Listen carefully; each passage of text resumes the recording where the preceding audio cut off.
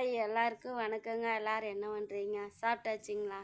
சாயங்காலம் போது எல்லாம் டீ குடிக்க போகிறீங்க. இப்போ போய் சாப்பிட்டீங்களான்னு கேட்குறேன் பாருங்க. ஓகேங்க. நான் உள்ளே உட்காந்து வீடியோ போலன்னு எங்கள் சின்ன வாள் இன்றைக்கி லீவுங்க, வீட்டில் தான் இருக்கிறானுங்களா. உள்ளே படுத்துட்டு லேப்டாப்பில் படம் பார்த்துக்கிட்டு இருந்தேன். நம்ம பேசுகிற சவுண்டு கேட்டால் ஆஃப் பண்ணி நிறுத்தி வச்சு கேட்டுக்கிட்டு இருக்கிறானுங்க. வந்து உள்ளே வந்து பூந்து ஏதோ ஒன்று கலகம் பண்ணுவான். அதனால தான் நான் வெளியில் வந்துட்டேங்க. வந்து கதவை சாத்திட்டேன். அப்புறம்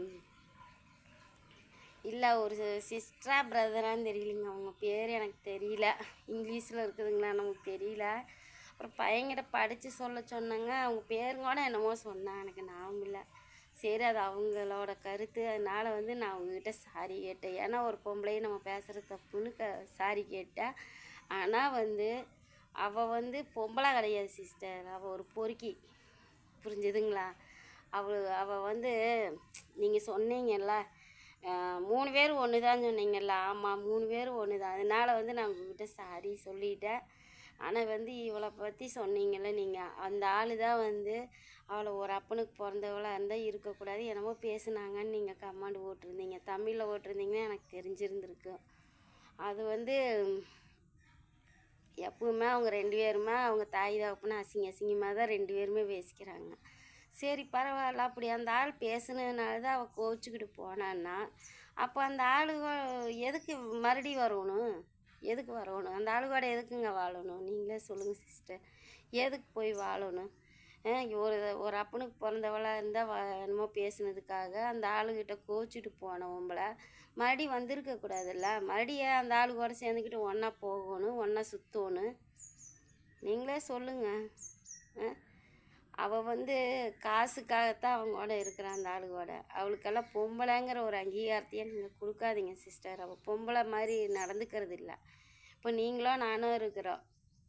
இந்த மாதிரியெல்லாம் நம்ம ஆட்டம் போட்டுக்கிட்டு இருப்போமா? நம்ம குழந்தைகளை கூட கவனிக்காமல், நம்ம தாய் தகப்பனை கவனிக்காமல், புருஷங்கிற ஒருத்தர் இருந்தும் இல்லாத மாதிரி அந்த ஆளை இங்கே சுற்ற விட்டுக்கிட்டு, அந்த ஆள் கெட்டவன் சொல்கிறதுக்கு ஒரு வகையிலையும் கூட இவன் நல்லவளே கிடையாதுங்க. அப்படி இருக்கும்போது அவள் புருஷனை எப்படி தப்பாக சொல்ல முடியும்?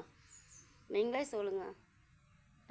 எப்படி சொல்ல முடியும்? அவள் வந்து புருஷன் வந்து குடியாரன்னு சொன்னால், அதனால் நான் வாழலன்னு சொன்னால் இவள் குடியேறியே இருக்கக்கூடாது, இவள் ஒழுங்காக இருக்கணும். இவளும் ஒரு குடிக்கிறவ தான். குடிச்சிட்டு ஆம்பளைகளாட போய் அங்கங்கே ரகலை பண்ணுறான்.